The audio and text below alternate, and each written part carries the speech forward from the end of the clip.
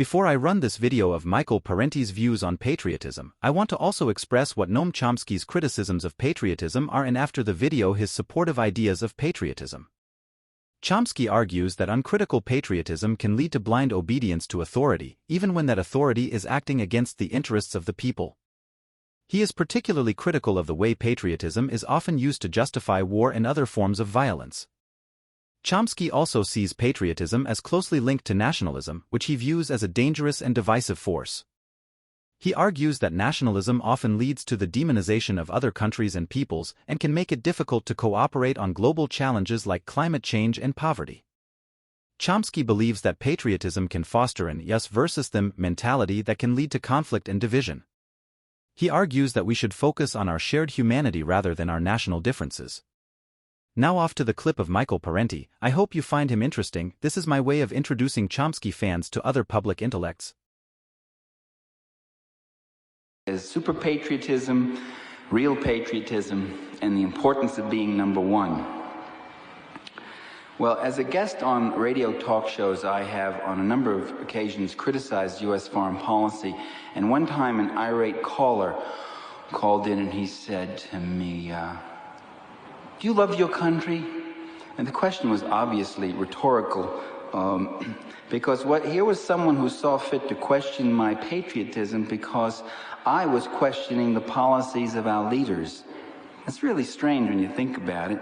The caller was manifesting a symptom of what might be called super patriotism, also sometimes called stupor patriotism, also called pseudo-patriotism, a phenomenon best defined as the willingness to follow our leaders uncritically in all their dealings with other nations, especially when those dealings are confrontational and belligerent and they involve a question of national pride or the use of military force. That's the definition of super-patriotism. This super-patriotism or American chauvinism has been with us throughout much of our history. And whether or not it's the last refuge of scoundrels, as Dr. Johnson would say, it certainly is a very effective instrument in discouraging and discrediting critical public discourse. Well, I think it's time that the super patriots account for their brand of patriotism. That is, explain to us what it's all about. For instance, what do they mean when they say they love their country? What do they mean by country? You know, academia is not totally without certain virtues. You learn to ask a lot of trivial, detailed questions in any case. So I asked myself, what do you mean by country? Do they love every region and locale in the United States? Well, obviously, very few of us have been to every region and locale. And nor would all of us find all the regions and locales all that lovable. Does love of country mean loving the American people? Well, again, even the most gregarious among us have met only a relatively small portion of the American people. And I would bet that these super patriots don't particularly love whole sectors of the American public, especially the more bigoted super patriots. In fact, rather dislike to associate with or have any positive identification with certain people because of reasons of ethnicity, religion, race, and class. Do super patriots love America for its history and culture? Again, I'm really skeptical of that because it's my impression that they know very little about American history and culture, or rather, much of it is rather unappreciated by them.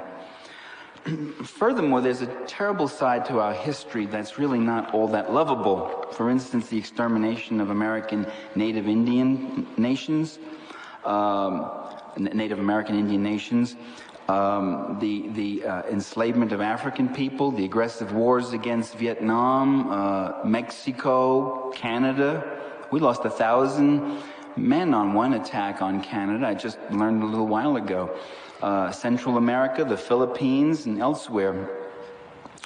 Nor might we all be that enamored with certain aspects of American culture. Certainly not the mind abuse of primetime television, the commercialism, the corporate greed, the ecological devastation, the economic and racial injustice.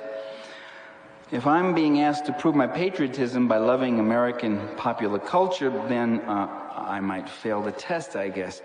Well, the America that the super patriots claim to love is neither a geographical totality, nor is it a vast population, nor is it really a history or culture. As far as I can see, their America, and they say love America, is an ideological abstraction.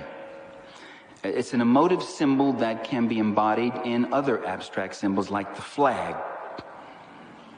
It's a sort of almost a love without content. I mean, how else can you love a flag? I mean, a flag, as you know, is a piece of rag on a stick. And it's got colors and things.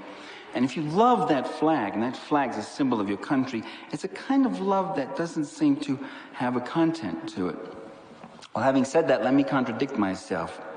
Because there is one real content to the super patriotism. Its main substance is militarism.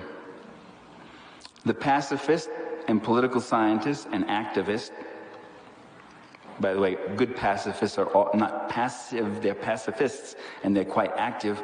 The pacifist and activist, Milford Sibley, he once noted, quote, "Patriotism for most professional patriots seems to be inseparably connected with military violence and war."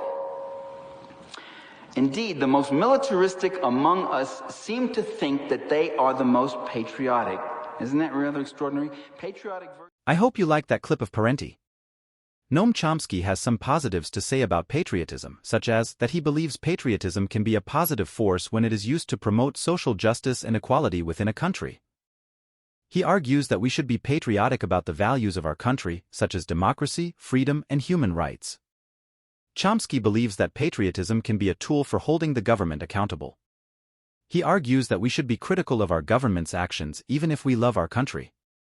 Chomsky acknowledges that patriotism can be a source of pride and identity, and that it can help to build a sense of community. He believes that this can be a positive force, as long as it is not used to exclude or discriminate against others. Well, I hope you liked the video and give the channel a subscribe. Take care and bye-bye.